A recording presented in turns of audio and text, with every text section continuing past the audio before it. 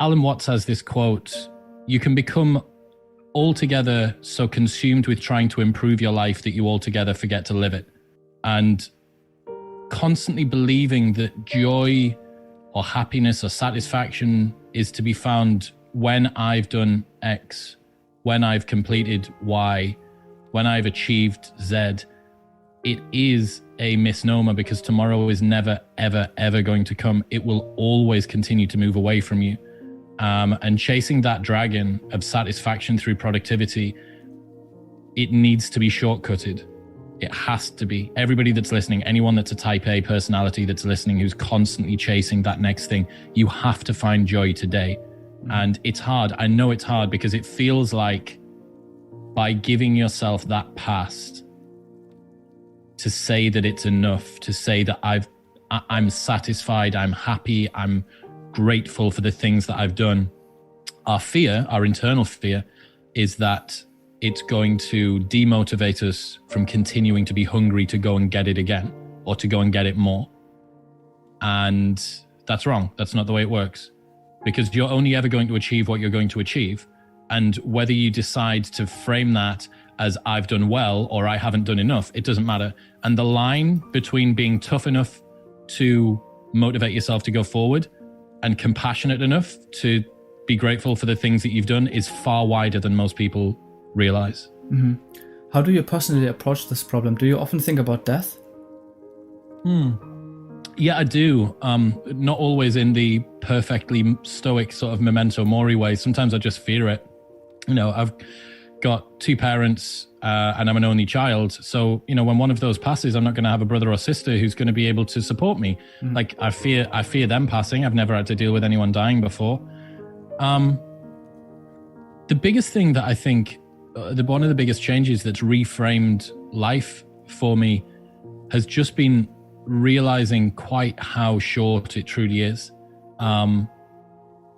Anyone that wants to swallow the red pill on this hard, Sam Harris, Death and the Present Moment. It's a 20-minute talk that's been edited on YouTube, and it's got background music behind it from a talk that he gave a few years ago.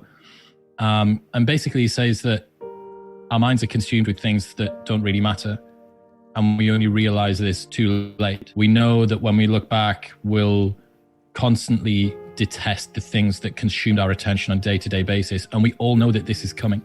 And you can do this. You can work this out quite easily by thinking, what have I done over the last week that I'm going to remember when I'm on my deathbed? And if there's nothing there, what the fuck are you doing? Like, why are we here? The only way, the only reason that we are here is to live a life that we, in retrospect, are grateful that we lived.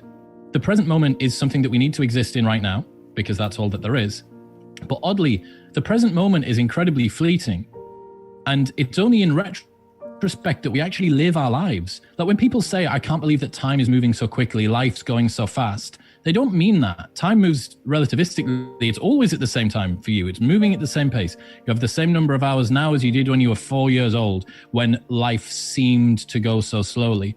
What was the difference? It was the way that you framed your experience. It was a number of new, novel, and intense things that you did on a day-to-day basis. It was your learner's mind. It was the fact that you approached things with a beginner's sense. That's within your power right now.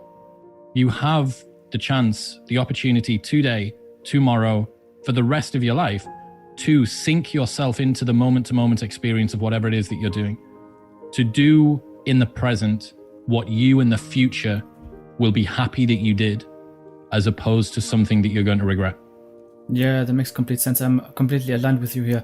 How do you personally do that? Because you have this project that you're building, right? What is the life goal for you? What is your purpose on Earth? What would you say? I've got a good example for that. So we hit 100,000 subscribers on YouTube recently, and that was a goal that we've been working toward for a long time.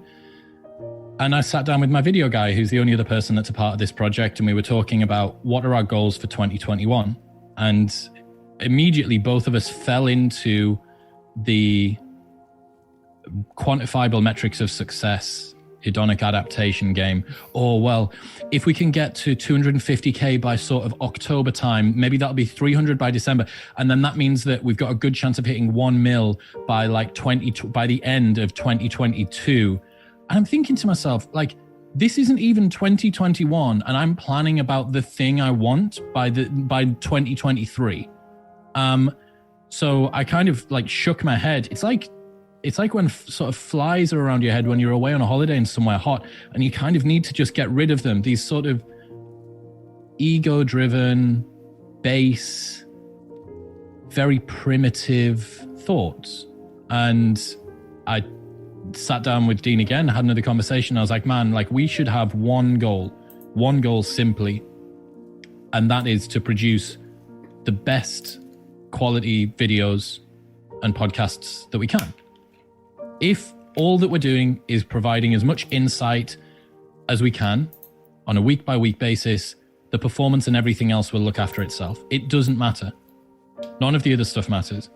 And I think that focusing, it's cliche to say, but for anyone that needs reminding of it, the process is all that matters.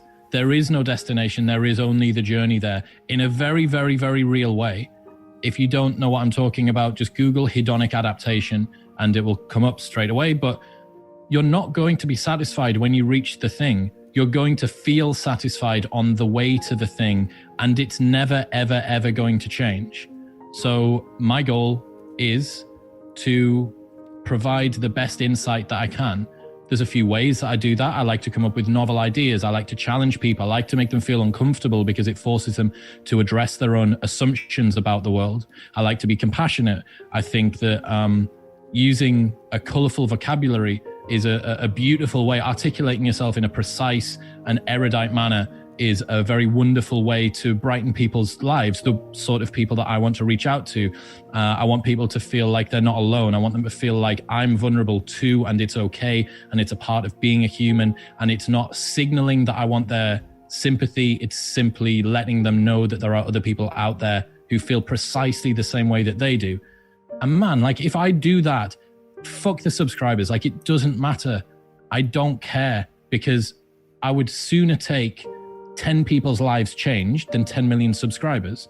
And I know that in my heart of hearts. And I just need to keep coming back to that every time I open the YouTube Studio app to check how many more subscribers I've got today. I just need to remind myself, nah, that's not the metric. You're not going to see how many people's lives you've impacted, but remember that that's the process. Remember that that's the goal.